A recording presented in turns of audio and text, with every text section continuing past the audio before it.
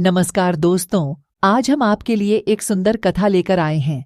एक समय की बात है जब कालिदास कहीं जा रहे थे तो रास्ते में उन्हें बड़ी जोर से प्यास लगी तो उन्होंने एक कुआं देखा। उस कुएं के पास 4 औरतें पानी भर रही थीं। कालिदास जी बोले, माते पानी पिला दीजिए, वरना पुण्य होगा। स्त्री बोली, बेटा मैं तुम्हें जानती नहीं, अपना परिचय दो, मैं अवश्य पानी पिला दूंगी। कालिदास जी ने कहा, मैं पथिक हूँ, कृपया पानी पिला दें। स्त्री बोली, तुम पथिक कैसे हो सकते हो? पथिक तो केवल 2 ही हैं, सूर्य व चंद्रमा, जो कभी रुकते नहीं, हमेशा चलते रहते। तुम इनमें से कौन हो, सत्य बताओ।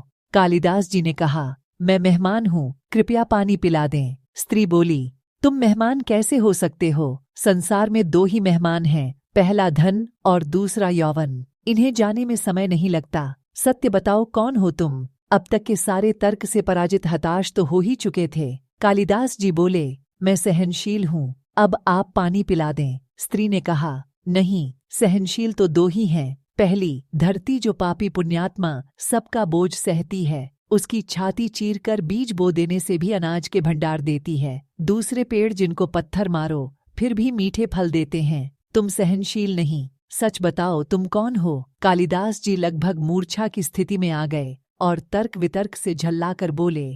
कालिदास जी बोले, मैं हट्ठी हूँ। स्त्री बोली, फिर असत्य। हट्ठी तो 2 ही हैं, पहला नख और दूसरे केश, कितना भी काटो बार बार निकल आते हैं। सत्य कहें, ब्राह्मण कौन हैं आप? पूरी तरह अपमानित और पराजित हो चुके थे। कालिदास जी ने कहा, फिर तो मैं मूर्ख ही हूँ। स्त्री ने कहा, नहीं, तुम मूर्ख कैसे हो सकते? मूर्ख 2 ही हैं, पहला राजा जो बिना योग्यता के भी सब पर शासन करता है, और दूसरा दरबारी पंडित जो राजा को प्रसन्न करने के लिए गलत बात पर भी तर्क करके उसको सही सिद्ध करने की चेष्टा करता है। कुछ बोल न सकने की स्थिति में कालिदास वृद्धा के पैर पर गिर पड़े और पानी की याचना में गिड़गिड़ाने लगे। वृद्धा ने कहा, उठो वत्स।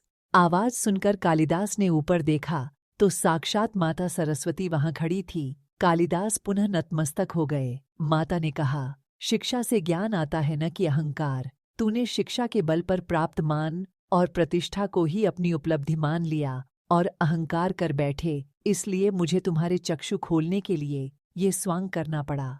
कालिदास जी को अपनी गलती समझ में आ गई और भरपेट पानी पीकर वे आगे चल पड़े।